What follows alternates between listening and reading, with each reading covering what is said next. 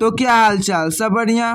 तो चलिए आज हम लोग पढ़ने जा रहे हैं चैप्टर 1 संस्कृत में। आज हम लोग क्या करेंगे, ऑब्जेक्टिव करेंगे। क्या करेंगे बुआ जी? ऑब्जेक्टिव करेंगे, मतलब उसका क्या करेंगे, ऑब्जेक्टिव करेंगे भैया। इसका नोट्स भी आप लोगों को क्या करेंगे, आज दिखाएंगे। क्या करेंगे, दिखाएंगे। ऑब्जेक्टिव प्लस और क्या करेंगे, सब्जेक्टिव करेंगे। अगर आप हमारे चैनल पर नए हैं तो इस चैनल को सब्सक्राइब कीजिए और इस वीडियो को क्या कीजिए, ज़्यादा से ज़्यादा अपने दोस्तों तक शेयर कीजिएगा। तो चलिए मैं आप लोगों को बताता हूँ कि भैया आप लोगों को मेरा नोट्स किस प्रकार प्राप्त होगा। क्या बताता हूँ भैया कि हम लोगों का नोट्स आप लोगों को क्या होगा, किस प्रकार प्राप्त होगा। इसके लिए आपको क्या करना पड़ेगा भैया जी, सबसे बोलिए भैया आपको हमारे, क्या बुआ जी जल्दी बोलिएगा, आप लोगों को हमारा नोट्स के लिए क्या करना पड़ेगा, सारा मतलब हर एक चैप्टर का नोट जैसे जैसे ख़त्म होगा उसको प्राप्त करने के लिए आप लोगों को हमसे संपर्क करना पड़ेगा। उसके लिए मात्र आपको क्या करना है, मात्र आपको कितना करना है, 200 रुपया पे करना पड़ेगा। क्या करना पड़ेगा, पे करना पड़ेगा। इसकी पूरी जानकारी के लिए आप लोग क्या कीजिए, SBM ऑनलाइन क्लासेस से संपर्क कीजिए। जल्दी बोलिएगा, SBM ऑनलाइन क्लास से क्या करना है बुआ जी, संपर्क करना है। इससे आपको जानते हैं पूरी तरह से अच्छा नोट्स मिलेगा। इससे संपर्क करने के लिए आपको नंबर दिया जाता है। क्या नंबर है भैया, 7982195251 पर पहले मैसेज कीजिएगा। उसके बाद हम लोग क्या करेंगे, आप लोगों के कॉल को खुद करेंगे या आप लोग भी कर सकते हैं। स्टार्ट करते हैं। पहले हम लोग क्या करेंगे, और ध्यान देते हैं तो कहते हैं, माँ तेरे पसीने की हर एक बूंद को मोती सा चमकाऊंगा मैं, तू सपने बड़े देखना पूरा करके दिखलाऊंगा मैं। तो चलिए हम ध्यान देते हैं। हम लोगों का क्या है भैया, संस्कृत का नोट्स है। हमारे बैच का नाम क्या है भैया, चैम्पियन बैच। क्या नाम है, चैम्पियन बैच। तो चलिए क्या करते हैं,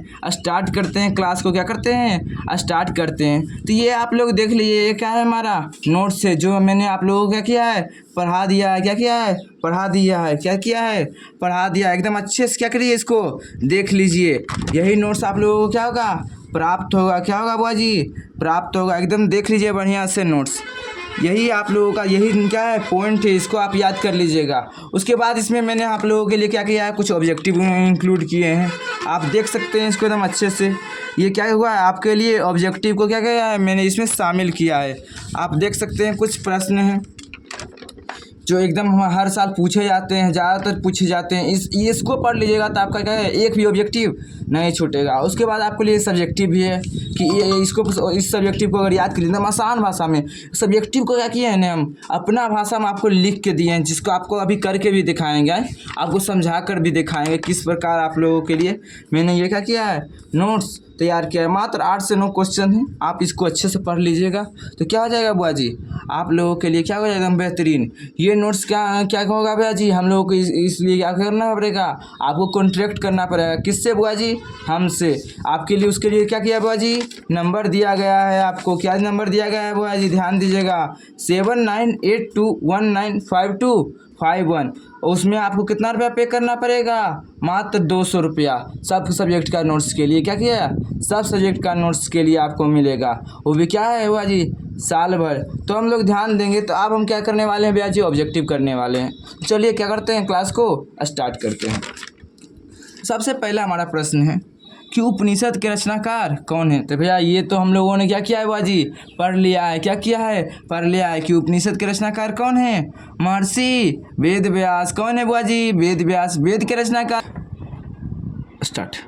वेद व्यास के लिए तो वेद के रचनाकार कौन है बुआ जी, वेद व्यास। कौन है, वेद व्यास। अब उपनिषद के रचनाकार कौन है, वेद व्यास। तो भैया उपनिषद कहाँ से लिया गया, मतलब मंगलम पाठ कहाँ से लिया गया है, उपनिषद से। तो मंगलम पाठ के भी रचयिता कौन हो गए, महर्षि वेद व्यास। मंगलम पाठ के रचयिता कौन है बुआ जी, महर्षि वेद व्यास। अगला ध्यान देंगे भैया कि मंगलम पाठ में कितने मंत्र है। भैया आप तो बता दिए कि कितने मंत्र है बुआ जी, 5 मंत्र। कितने मंत्र हैं, 5। उसके बाद भैया मंगलम पाठ में कितने मंत्र हैं, ये क्वेश्चन क्या हो गया, 2 बार रिपीट हो गया है। तो इसका आंसर क्या होगा बुआ जी, 5। अणु से भी छोटा क्या है भैया, तो हम जानते भैया महान से महान आत्मा है। अणु से भी छोटा महात्मा है जो हमारे हृदय रूपी गुफा में निवास करता है। तो इसका आंसर क्या हो जाएगा, आत्मा। आत्मा क्या है, अणु से भी छोटा या अणु से भी सूक्ष्म। उसके बाद कहता है किसकी जय होती है, मतलब कौन जीतता का है, किसकी हरदम विजय होती है। यहाँ विजय भी लिख देता तो मतलब क्या होगा, सत्य का। किसका विजय होता है, सत्य का। अच्छा बोल दे अब किसकी जय नहीं होती है, किसकी विजय नहीं होती है, असत्य का। किसका नहीं होता है, असत्य का। उसके बाद हम ध्यान देंगे कि बहती नदी कहाँ मिलती है। बहती मतलब बहुत सारी नदियाँ जब बहते बहते जाके कहाँ मिल जाता है, तो समुद्र में भैया। कहाँ मिलता है, समुद्र में। वहाँ अपना नाम रूप त्याग कर क्या हो जाता है, समुद्र में मिल जाता है। फिर देवलोक का मार्ग किससे प्राप्त होता है बुआ जी, सत्य मार्ग से। किससे प्राप्त होता है, सत्य। आप पूछते हैं ऋषि लोग किस मार्ग को प्राप्त कर, मतलब किस मार्ग के सहायता से देवलोक पहुंचते हैं, तो सत्य मार्ग भैया। मतलब सत्य को अपना कर हम क्या कर सकते हैं बुआ जी, देवलोक जा सकते हैं। क्या कर सकते हैं बुआ जी, देवलोक जा सकते हैं। अब कह रहा है किसकी विजय नहीं होती है, तो किसकी भैया, असत्य की। किसकी विजय होती है, सत्य की। किसकी विजय नहीं होती है, असत्य की। उसके बाद कह रहा है उपनिषदों की संख्या कितनी, मतलब इस पाठ में कितने उपनिषद है ये नहीं पूछ रहा है, ये पूछ रहा है कुल कितने उपनिषद हैं। तो कितने हैं बुआ जी, 108। कितने उपनिषद है, 108। उसके बाद कह रहा है सत्य का मुख किस पात्र से ढका हुआ है, तो भैया इसमें कहा था किससे ढका है, हिरण्मय पात्र से, हिरण्मयी पात्र से। मतलब क्या होता है, सोने के पात्र से, या इसको क्या कह सकते हैं, स्वर्ण के पात्र से। क्या कह सकते हैं, स्वर्ण के पात्र से। उसके बाद कह रहा है मंगलम पाठ कहाँ से संकलित है, तो भैया ये हमने बता दिया। मंगलम पाठ कहाँ से संकलित है, उपनिषद से। उपनिषद के रचनाकार कौन है, वेद व्यास। कितने उपनिषद हैं, 108। उसके बाद कह रहा है उपनिषद किसका अंतिम भाग है, तो भैया उपनिषद वैदिक साहित्य का अंतिम भाग है। किसका है भैया जी अंतिम भाग, वैदिक साहित्य का। पूछते उपनिषद में किसका, मतलब उपनिषद के अंतिम भाग में किसका सिद्धांत प्रकट होता है, तो दर्शन का। किसका होता है बुआ जी, दर्शन करते हैं। अब यहाँ में ध्यान देंगे बुआ जी कि महान से भी महान क्या है, तो महान से महान क्या है बुआ जी, आत्मा है। क्या है, आत्मा। उसके बाद बोल दे कि सूक्ष्म से भी सूक्ष्म, मतलब छोटा। सूक्ष्म मतलब क्या होता है, छोटा। छोटा से भी छोटा कौन है भैया, आत्मा। क्या है बुआ जी, आत्मा। मंगलम पाठ में किस प्रकार के मंत्र हैं भैया, पदात्मक मंत्र हैं। किस रूप में है, पदात्मक मंत्र हैं। उसके बाद कह रहा है उपनिषद किसका सिद्धांत प्रकट करता है भैया, कहा उपनिषद किसका सिद्धांत प्रकट करता है, दर्शन का। दर्शन शास्त्र प्रकट करता है, दर्शन शास्त्र का। क्या भैया उपनिषद किसका सिद्धांत प्रकट करता है, दर्शन शास्त्र का। अब भैया उपनिषद किसका अंतिम भाग है, वैदिक साहित्य का। अच्छा भैया किसे बस में नहीं कर सकते भैया, तो भैया आत्मा को हम लोग क्या कर सकते हैं, बस में नहीं कर सकते हैं। क्या कर सकते हैं, बस में नहीं कर सकते हैं। विद्वान शोक रहित होकर किसको देखते हैं, मतलब शोक रहित मतलब क्या होता है भैया, ना ही दुख में दुख मानता है, ना ही सुख में सुख मानता है। तो किसको देख पाता है भैया, भगवान को, मतलब परमपिता परमात्मा को देख पाता है। किसको देख पाता है, परमात्मा को। उसके बाद ध्यान देंगे बुआ जी, सत्यमेव जयते नानीनतम। याद है ना, सत्यजेव जयते नानीनतम। भैया किस उपनिषद का मूल मंत्र है, तो भैया मुंडको उपनिषद। किसका है, मुंडको उपनिषद का। अच्छा भैया ऐसे ये अरोण्यान महतोमनयान किसका है, तो कंठो उपनिषद का। आगे देखेंगे किसकी गुफा में आत्मा। अच्छा भैया जो आत्मा रहता है किसका गुफा में रहता है, तो भैया पढ़े थे जीवों के। किसके भैया, जीवों के। कहाँ रहता है, हृदय रूपी गुफा, मतलब हृदय में। कहाँ रहता है, हृदय में। उसके बाद कहता है बुआ जी सत्य मार्ग से विद्वान कहाँ जाते हैं, मतलब सत्य मार्ग को अपना कर विद्वान कहाँ पहुँच पाते हैं, देवलोक। भैया कहाँ पहुँच पाते हैं, देवलोक। एकदम देव बन जाते हैं। अब भैया यहाँ कह रहा है एक बार पूछ दिया था कि आदित्य का पर्यायवाची क्या है। आदित्य मतलब होता है भैया सूर्य, या इसको कह सकते हैं पूषण कह सकते हैं। क्या कह सकते हैं बुआ जी, पूषण कह सकते हैं।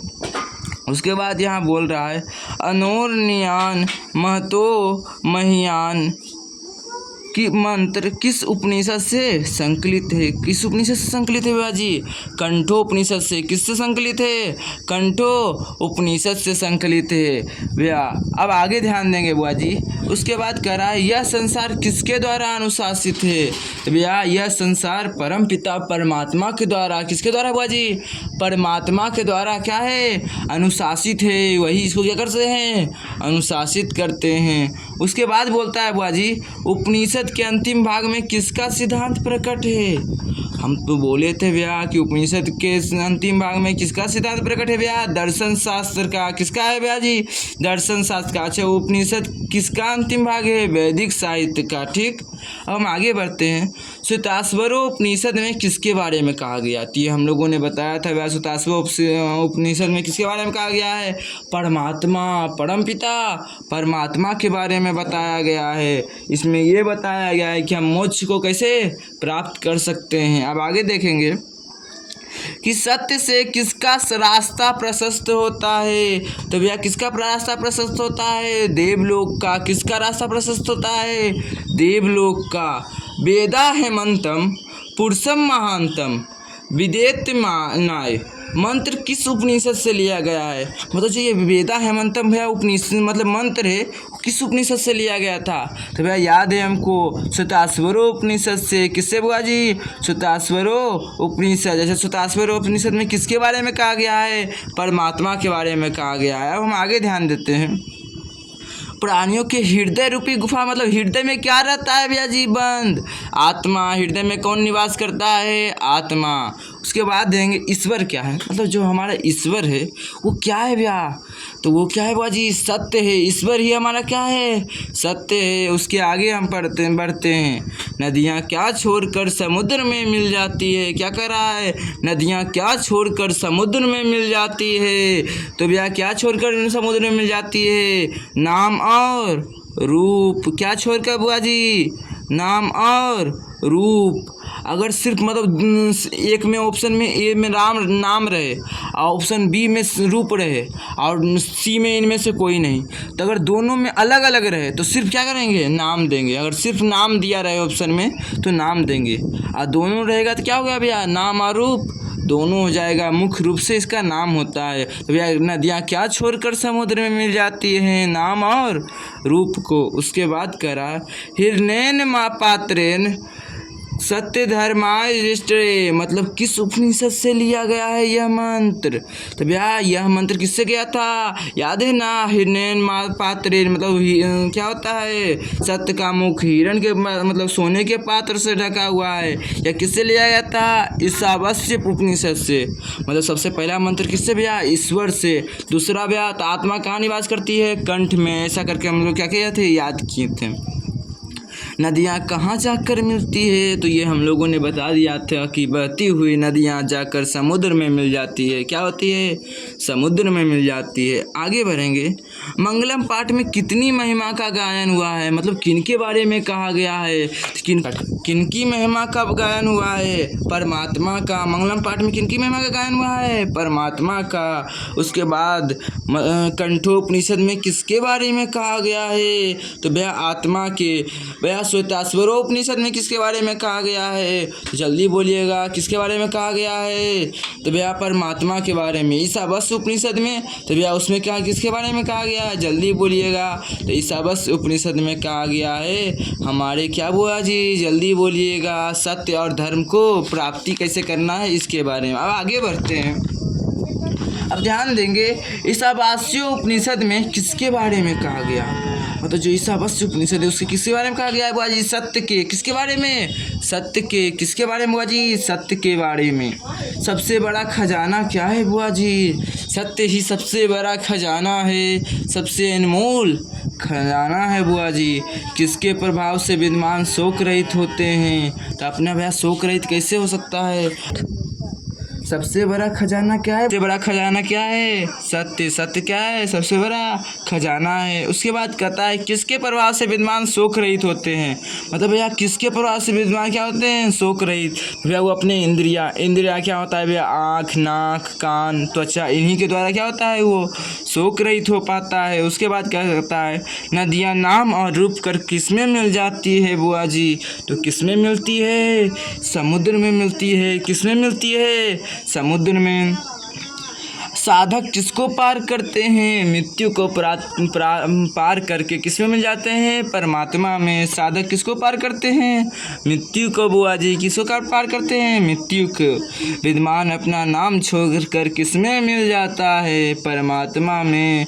विद्वान अपना नाम और रूप को छोड़कर क्या हो जाता है? परमात्मा में विलीन हो जाता है। सत्य धर्म के लिए किसको हटा दो। मतलब क्या कहता है, हे प्रभु सत्य धर्म के लिए तुम हिरण्मय पात्र मतलब सोने के पात्र को क्या करो बुआ जी, हटा दो। क्या कीजिए, हटा दीजिए। इस ऋषि लोग देवलोक की प्राप्ति के लिए किस मार्ग को अपनाते हैं। तो देवलोक जाने का क्या मार्ग बुआ जी, सत्य मार्ग। क्या मार्ग बुआ जी, सत्य मार्ग। किसका मुख सोने के पात्र से ढका हुआ है जी। तो भैया सत्य का ही मुख क्या है बुआ जी, सोने के पात्र से ढका हुआ है। क्या है, ढका हुआ है।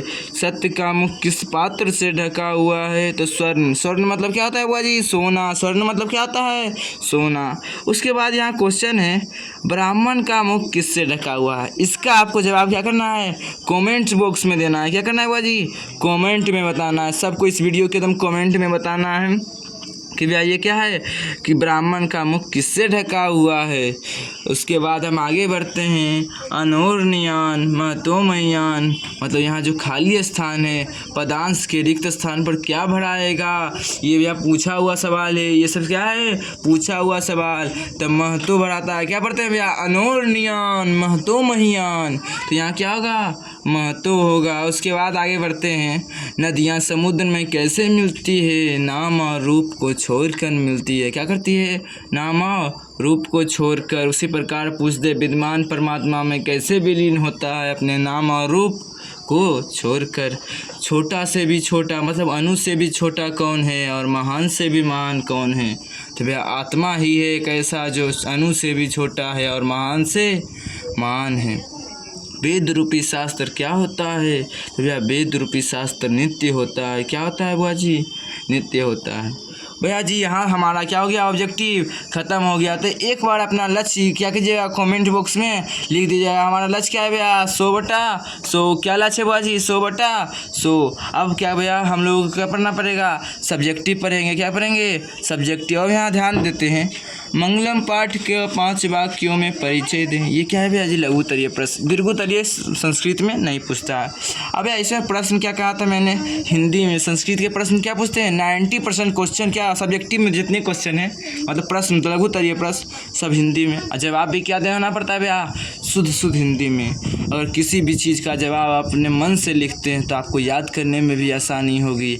और क्या किसी भी चीज़ को अगर आप अपने मन से लिखते हैं बुआ जी तो क्या होता है, उसको याद करने में आसानी, उसको लिखने में आसानी। आप उसे कितना भी बड़ा कर सकते हैं, कितना भी छोटा रूप में लिख सकते हैं।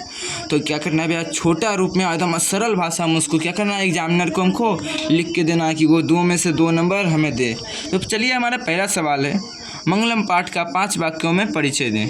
या आपको ये पूछे कि मंगलम पाठ का 5 वाक्यों में परिचय दें या मंगलम पाठ का 5 वाक्यों में वर्णन करें। इस पाठ के तो सबसे पहले हम क्या करेंगे, जवाब एकदम अपना भाषा में। इसको हम क्या किए हैं, एकदम सरल भाषा में आपको लिख के दे रहे हैं। तो भैया इसको एकदम आराम से आपको याद हो जाएगा पढ़ने में।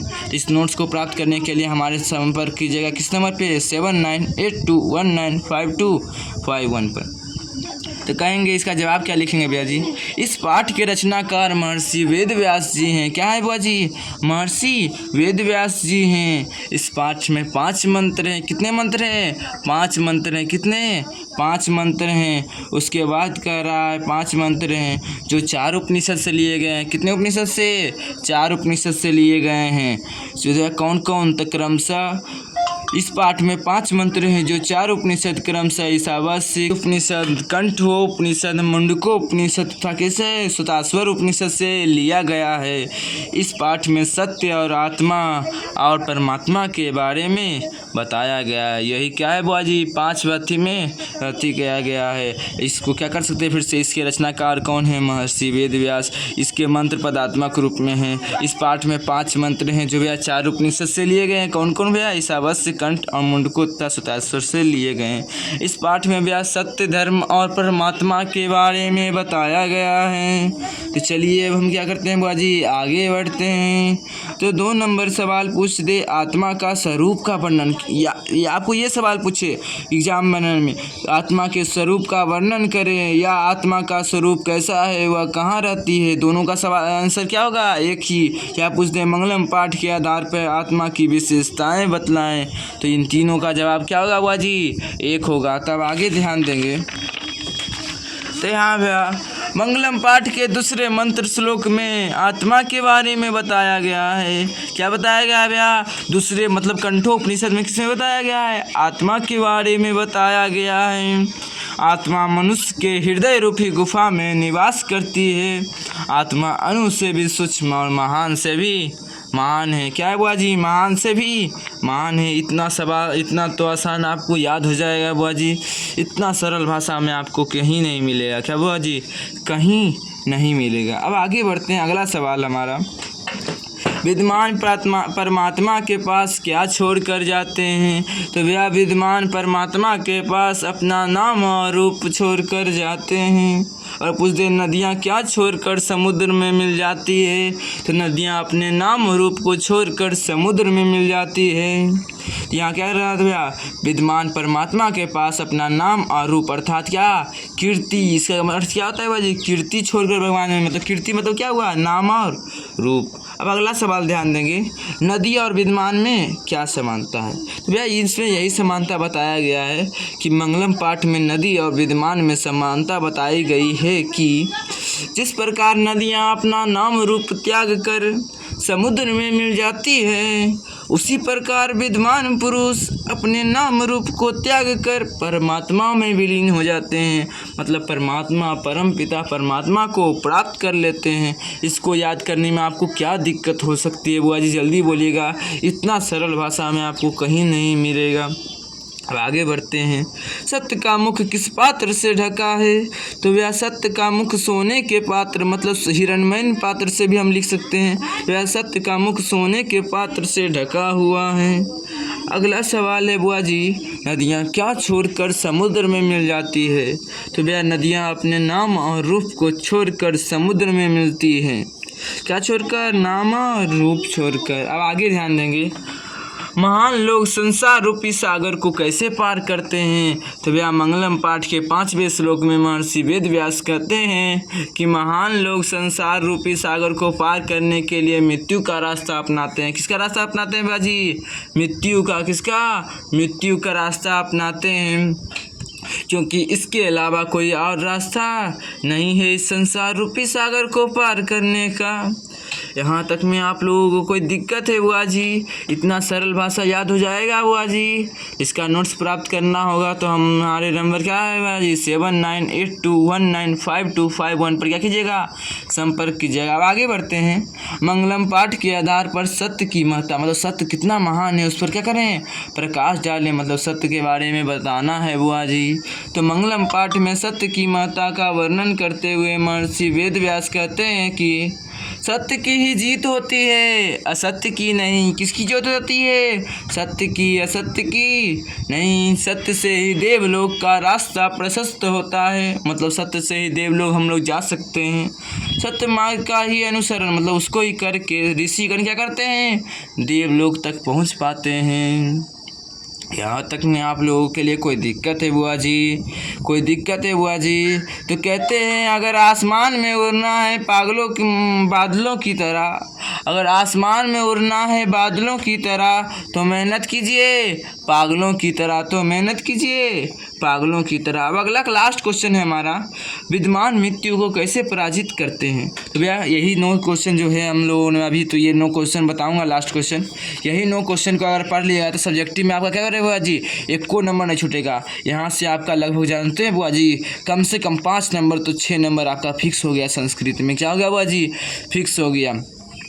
तब आगे बढ़ते हैं। विद्वान अपने मृत्यु से ज्ञान को पराजित करता है। विद्वान मृत्यु को अपने ज्ञान से पराजित करते हैं। विद्वान लोग अपने आप को अज्ञानी और दूसरे को ज्ञानी मानकर मृत्यु को पराजित करते हैं, क्योंकि वह जानते हैं इसके अलावा कोई दूसरा रास्ता नहीं है। मृत्यु को यह क्या करते हैं? अपने ज्ञान से पराजित करते हैं। तो यहाँ तक में आप लोगों को कोई दिक्कत नहीं होना चाहिए बुआ जी। ये आप लोगों को मैंने अपना नोट्स दिखा दिया है। ये नोट्स प्राप्त करना है तो आपको क्या करना पड़ेगा बुआ जी?